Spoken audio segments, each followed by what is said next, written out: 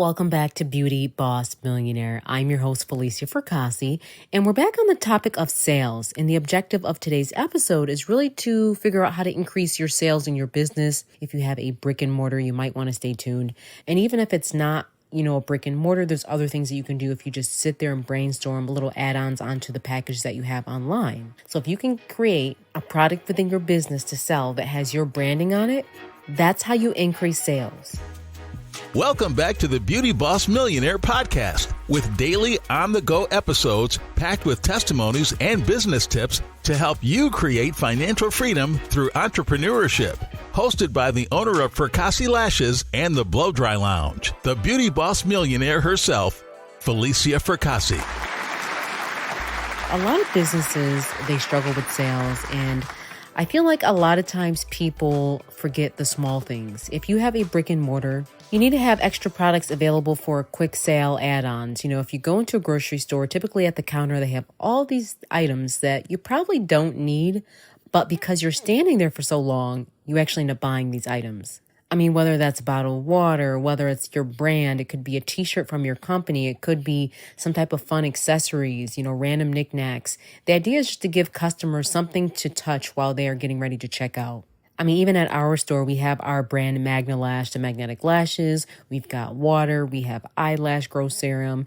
Even with the Botox, a lot of the Botox and Radius and Xeomin that we do and fillers. We have aftercare products as well. We've got add-ons, quick little add-ons they can just grab at the counter. So it's important that you do that in your business. And even if it's not a brick and mortar, there's other things that you can do if you just sit there and brainstorm little add-ons onto the package that you have online. Even Vistaprint, they'll have you checking out for something totally different. And then at the end, it'll say, oh, how about this? Do you want pens with this? Do you want magnets? Do you want stamps? All these different things that they've learned to offer. So just kind of be aware of what you can offer in your business to increase sales, because every little dollar, every penny, every $5, it all adds up. That 25 cents gum at the counter, all that adds up in one day of people shopping and shopping and shopping. By the end of the day or by the end of the week, it's all gone. And that's extra revenue for the store. Also, it's important that you pay attention to your best sellers and react to them. For example, do you have 2 top performing items? If you do, you need to buy more of that product immediately. If you have best sellers, you need to immediately buy more of those because that's what's hot. That's what people want. A lot of times people make the mistake of not reordering the hot selling things. They'll just say, oh, well, it's all out. Instead of that, get them in as soon as possible. Also, if you're working in a retail operation, mark down any slow moving items. For example, if your inventory isn't moving as fast as you'd like it to, mark it down and get it sold as quick as possible and just simply reduce the price. Keeping old inventory around your store that isn't selling makes your business look kind of stale and it hurts your bottom line. Mark these items down, sell them and move on, and don't buy them again unless you can revamp it. And lastly, I can't stress enough, just make sure you train your team on these products and their selling techniques and your store brand. If there's a product that your store brand has, or if you don't have one, you need to get a store brand product immediately. That means your private label on there. You can get the product from wherever you want, but make sure your label is on there with your store name or your business name. And make sure you sell that first, because chances are you probably will walk away with more of a profit margin, a higher profit margin, and a higher amount that you're bringing in versus something that you're already selling for someone else. So if you can create a product within your business to sell that has your branding on it, that's how you increase sales. It's important that you always put your brand first. A lot of times business make the mistake of not having their own branded products when you need your own branded products, because people are familiar with your brand. They trust you. They trust what you're doing, and they want in on this. They want in on it. They want to feel like they're contributing to you, especially if they like you a lot. Look at Kylie. Her name was all over the brand. People liked her so much that they bought it. Even if it worked or didn't work, they still bought the brand.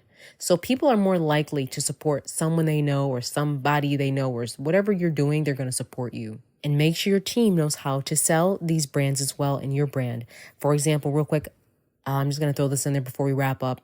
If you go on Sephora, they have a million other brands that they sell. But when you come in, if you ask them, I want to get this, and they say, oh, did you have something specific in mind? If you say no, they're going to walk you, because they've been trained to walk you right over to their brand, Sephora, and they will sell you concealer. They will sell you blush. Everything they will sell you will be their brand. So just bear in mind, they have been trained to sell the brand Sephora. And that's only pure management, pure marketing. That's how they're going to make the highest level, because they're probably buying the makeup for $1 each and they're selling it for, anywhere from $15 to $20 every single day, every single hour. And if they can get more sales with their brand over all the other brands, they get to keep more of the money. And that's what it's all about, being able to keep the money and have great, strong sales. I hope all of this has helped. Thanks for tuning in to Beauty Boss Millionaire. That's it for today. Tune in tomorrow for the Beauty Boss Millionaire podcast. And don't forget to follow the Beauty Boss Millionaire, Falicia Fracassi, on Instagram, Facebook, and TikTok at Beauty Boss Millionaire. Also, if these are really helpful, please review, rate, and share. See you tomorrow.